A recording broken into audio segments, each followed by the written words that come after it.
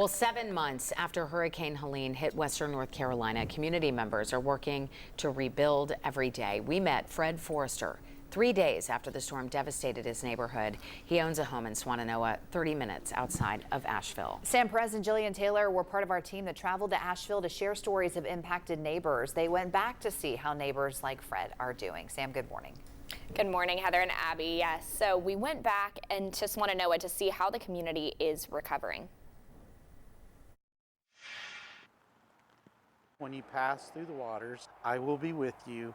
Through the floods, they will not overwhelm you. Isaiah 43 verses 2 and 3. Scripture Fred Forrester knows in more ways than one. That became real because I've actually been thigh deep in the flood, literally, because the water line on the house would be about a foot higher than that bottom trim. When Hurricane Helene hit his community on September 27th, 2024.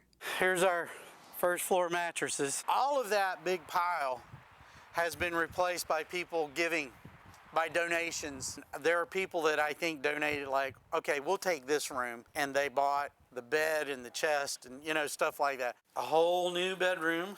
Family, friends, and volunteers from around the country helped rebuild and furnish his home. 17 people in orange t-shirts showed up from the first week of September through at least the end of February. Samaritan's Purse orange t-shirts and hoodies have been all over this place. Leaving Forrester overwhelmed. A lot of the ways that people have responded, that's what's overwhelmed us, not the disaster.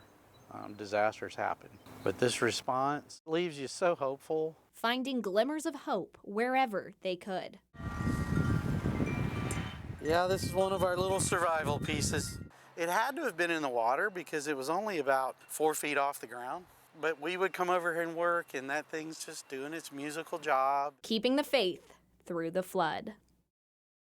While Forrester's house is completely restored, other homes in the area look nearly identical to how they did when our team first arrived in Western North Carolina in the immediate aftermath. There's still a lot of work to be done in the community. The area is recovering bit by bit. Ladies. It's slow going, though, as we know, except for him. My gosh, his house looks amazing. And nice to see that some people still feel hopeful in all of this. Absolutely. All right, Sam, thank you so much for sharing that.